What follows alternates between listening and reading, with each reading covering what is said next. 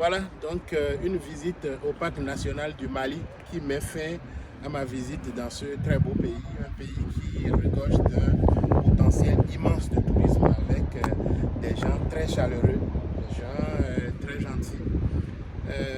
J'ai été à la rencontre des Maliens, j'ai rencontré des personnes très fiers de leur culture et de leur pays, mais qui sont aussi prêts à relever de nouveaux défis, des défis comme l'immigration au Canada, et c'est d'ailleurs pour ça que je suis venu dans ce pays. J'ai rencontré des personnes très intéressées et qui veulent savoir sur l'emploi, les études, l'immigration et l'intégration au Canada.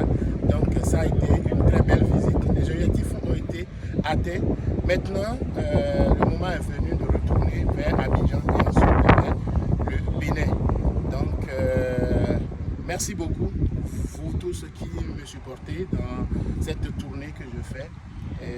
Je suis très heureux de savoir qu'à chaque jour, de lire vos commentaires sur ma page, qu'il y a des gens qui croient en ce que nous faisons. Écoutez, qu'est-ce que j'ai l'habitude de dire, c'est bien d'aller voir ce qui se passe ailleurs, mais en même temps, nous devons garder à l'esprit que le développement de l'Afrique, le développement du Mali revient aux Maliens.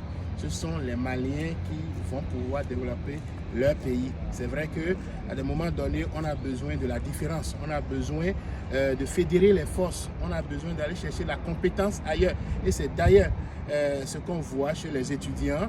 On va chercher la compétence qu'on ne pourrait pas avoir ici au Canada, et pourquoi pas revenir plus tard, investir ici, s'investir dans ce pays pour son développement. Et sachez ceci, c'est important.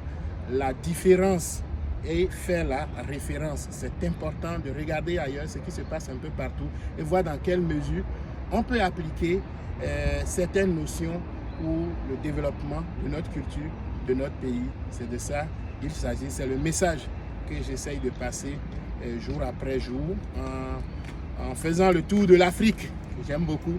Merci et à bientôt. Mathieu.